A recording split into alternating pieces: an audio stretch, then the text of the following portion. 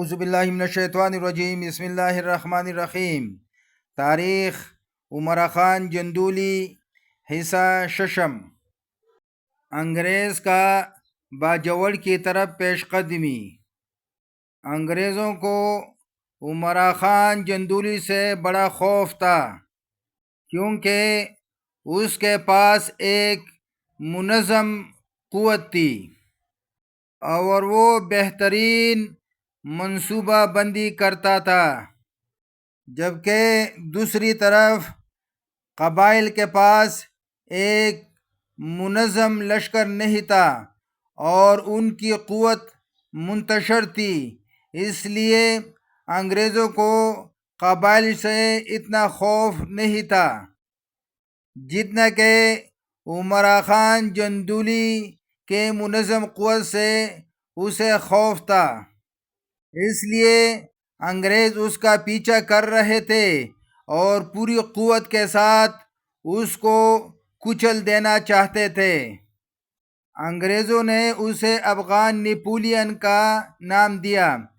اگر وہ یہاں رہتا تو پھر پاکستان کا نقشہ کچھ اور ہوتا۔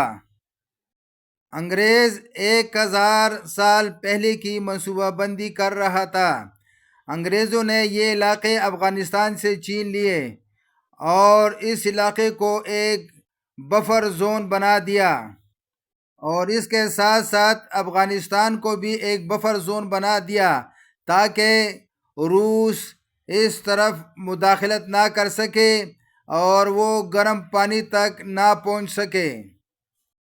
انگریزوں نے انہیں آزادی دی اور انہیں آزاد چھوڑ کر ان کو رواج کا قانون دیا تاکہ یہ لوگ اپنے رواج کے مطابق فیصلے کر سکیں اور آزاد زندگی بسر کر سکیں۔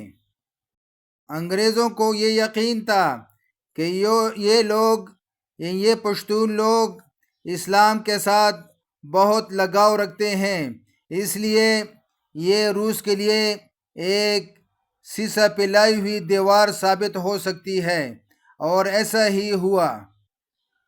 انگریز نے یہاں باجوڑ آ کر 16 ستمبر 1897 کو وادی میمون کی راہ لی۔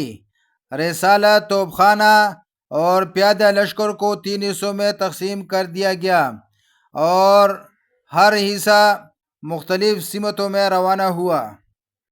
تیسرے حصے نے شاہی تنگی کی طرف کوچ کیا اور وہ مصیبت میں پھنس گیا، اور جب افغانوں نے زیادہ پریشان کیا تو اسے بھی واپسی کا حکم ملا۔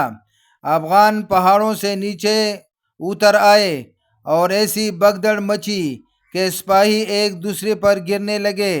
جب نصف کے قریب لشکری مارے جا چکے تو افغان اس وقت کافی نزدیک آ چکے تھے، چنانچہ 10 بدس جنگ شروع ہوئی اور بمشکل باقی ماندہ لشکریوں نے بھاگ کر ایک نالے میں پناہ لی، اور 12 بجے تک یہ جنگ جاری رہی۔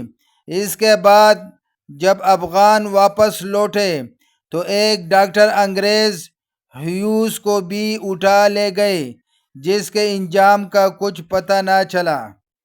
انگریز کے وقار پر یہ کاری ضرب تھی۔ اس نے فوری طور پر لشکر کو جمع کیا اور اقدام کا حکم دے دیا۔ افغان اس وقت دور جا چکے تھے، جو توڑے بہت رہ گئے تھے انہوں نے جنگ جاری رکھی۔ انگریز نے بمشکل 2 گھنٹوں میں پہاڑی پر چڑھ کر قلعہ تنگی پر بمباری شروع کی اور اسے برباد کرنے کے بعد واپس لوٹ لیا۔ اس کے بعد واپسی پر افغان ان کے تعاقب میں رہے اور انہوں نے لشکر کے ایک حصے کو اپنے نرغے میں لے لیا۔ شام ہوئی اور انگریزی لشکر نرغے میں پھنسے ہوئے ساتھیوں کو افغان کے رحم و کرم پر چھوڑ کر بھاگ نکلے۔ افغان سائے کی طرح ساتھ ساتھ لگے رہے۔ بھاگنے والوں کی حالت قابل رحم تھی۔ راستے میں نڈال ہو کر خود بخود گرنے لگے، اور سکھوں کا تو یہ حال تھا کہ وہ اپنے اسلحہ اٹھانے کے قابل بھی نہ رہے۔ شدید بارش ہوئی اور افغان نرغے میں پھنسے ہوئے سپاہیوں کو اپنی حالت میں چھوڑ کر انگریز واپس چلے گئے۔ اگلی صبح انگریز نے ان گمشدہ یا نرغے میں پھنسے ہوئے ساتھیوں کی فکر کی اور اقدام کیا۔ روانگی ہوئی تو راستہ میں لشکروں کے مردہ لاش ملے، گرا ہوا سامان ملا، اور جب وقوع پر پہنچے تو جھونپڑیوں میں اپنے تمام ساتھیوں کو خون میں لت پت پایا، جن میں ایک جرنیل بھی تھا۔ اس کا نام انگریز نے صیغہ راز میں رکھا۔ ہر طرف آدمیوں اور خچروں کی لاشیں پڑی تھیں۔ اس موقع پر 9 انگریز، 4 دیسی افسر اور 136 سپاہی لقمہ اجل بنے۔ 18 ستمبر 1897 کو جذبہ انتقام کے تحت انگریز نے پوری ایک بریگیڈ فوج کے ساتھ ڈماڈولا یعنی دموہ کی طرف اقدام شروع کیا۔ افغان بھی مقابلہ کرتے رہے اور لشکر پر مسلسل آتش بازی ہوتی رہی، جس سے یہی معلوم ہوتا رہا کہ کافی تعداد میں افغان مقابلہ کر رہے ہیں۔ لیکن جب آتش بازی بند ہوئی تو دیکھا گیا کہ صرف ایک افغان مجاہد انگریز لشکر کو اس قدر پریشان کر رہا تھا۔ 20 ستمبر کو انگریز نے موضوع اغے کا رخ کیا اور معمولی جھڑپ کے بعد واپس ہوا۔ اسی طرح 22-23 ستمبر کو داغ اور تنگی کو برباد کیا گیا۔ دریں اثنا انگریز جنگ سے تنگ آ چکا تھا، اسے اپنے لشکر کی ضروریات مہیا کرنا آسان نہیں تھا، چنانچہ صلح و صلاحیت کے بہانہ جنگ کو ختم کرنا چاہا اور صرف اس قدر مطالبہ کیا کہ 16 ستمبر کو لشکروں کو قتل کرنے کے بعد جس قدر بندوقیں چھین لی گئی ہیں وہ واپس کر دی جائیں۔ اس پر ایک انگریز مصنف مسٹر چرچل یوں اظہار خیال کرتا ہے۔ اس نے کہا، یہ بندوقیں کوئی اہمیت نہ رکھتی تھی، اگر اہمیت تھی تو ان افسروں اور سپاہیوں کی جو ہم سے کھو چکے تھے۔ یہ نامناسب کفایت شعاری تھی، لیکن حقیقتاً شہنشاہیت اور کفایت شعاری کا ہمیشہ سے آپس میں ٹکراؤ رہا ہے، جیسا کہ دیانتداری اور ذاتی اغراض کا۔ 26 ستمبر کو وادی میمون کا ایک جرگہ گفتگو صلح کے لیے پنچکوڑا پہنچا، لیکن صلح نہ ہو سکی۔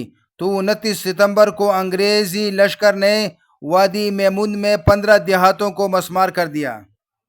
افغانوں کو اس کا علم پہلے ہی سے ہو چکا تھا اور انہوں نے اپنے اپنے اہل و عیال کو پہاڑوں میں لے جا کر گاؤں خالی کر دیے تھے اور حت المقدور مقابلہ کرتے رہے۔